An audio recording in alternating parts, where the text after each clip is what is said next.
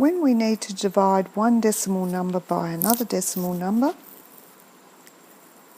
well, that's actually reasonably easy. We work so that all the place values are lined up vertically, divide normally, but make sure to include the decimal point in the answer. So for instance, I'll only do one of these. I'll leave you to do this one, remembering that your answer for the second one is going to be a negative answer.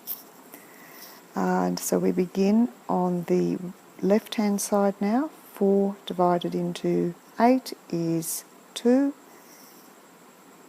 Don't forget the decimal point in your answer. 4 divided into 5 is 1, and 1 left over. 4 divided into 14 is 3, and 2 left over. And 4 into 28 is 7. So you've got an answer for the first one of 2.137. I'll write down the answer for the second one over here, and you can have a try of that one on your own. And the answer is negative.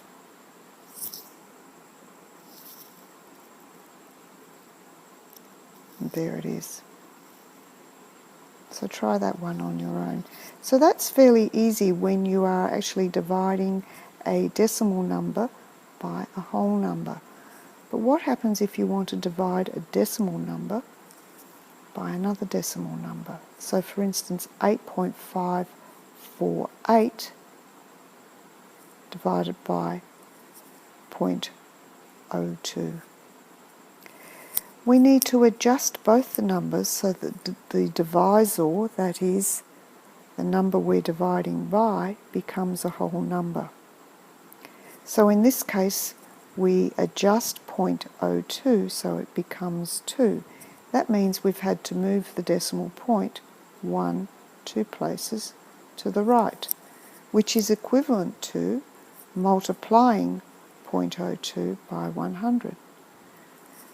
So to get the correct answer then in our problem, we also need to multiply the number we're dividing into by 100. So the sum then becomes 854.8 divided by 2. So we've changed it from dividing by a decimal to dividing by a whole number. And then you operate as you would if you were dividing a decimal number by a whole number. And don't forget the decimal point in the answer. So let's have a look at this one. It is now 854.8 divided by 2. So beginning on the left-hand side, dividing by 2. Don't forget the decimal point in the answer. So the answer is 427.4. Now with the next one, remember that we need to change the number we're dividing by, that is the divisor, into an integer whole number. So for this one we need to therefore move the decimal point 1, 2, 3, 4 places in the divisor. That means we're going to have to move the decimal point in the numerator, the number we're dividing into, 1, 2, 3, 4 places. So the number we're dividing into becomes 39078.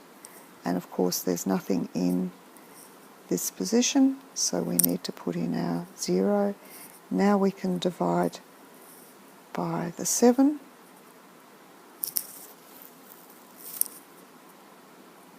The decimal point, of course, is here. So doing the division by beginning on the left-hand side, we ask how many 7s are there in 3. You can't do that, so nothing goes into that position. How many 7s in 39 is 5 and 4 left over. How many 7s in 40? Again is 5 and 5 left over. 7s in 57 is 8 and 1 left over. 7s in 18 is 2 and 4 left over.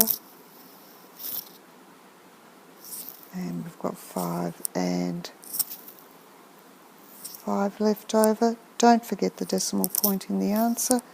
And this one is going to be a continuous decimal, but we've got an answer of 55825.7. We're not going to continue the division to determine any further places, but what we will do is to round off this answer to the nearest whole number. Remember, the 0.7 represents 7/10, so to round off to the nearest whole number we're going to have to do something with this units position, and 7/10 rounds that one up to a 6, so rounded to the nearest whole number it becomes 55,826. Now if we wish to round to the nearest 10, the 26 will round off to 30. So it would become 55,830. And the reason that we're doing some rounding is because now that we've determined how to perform operations on decimal numbers, we're going to look at rounding them off.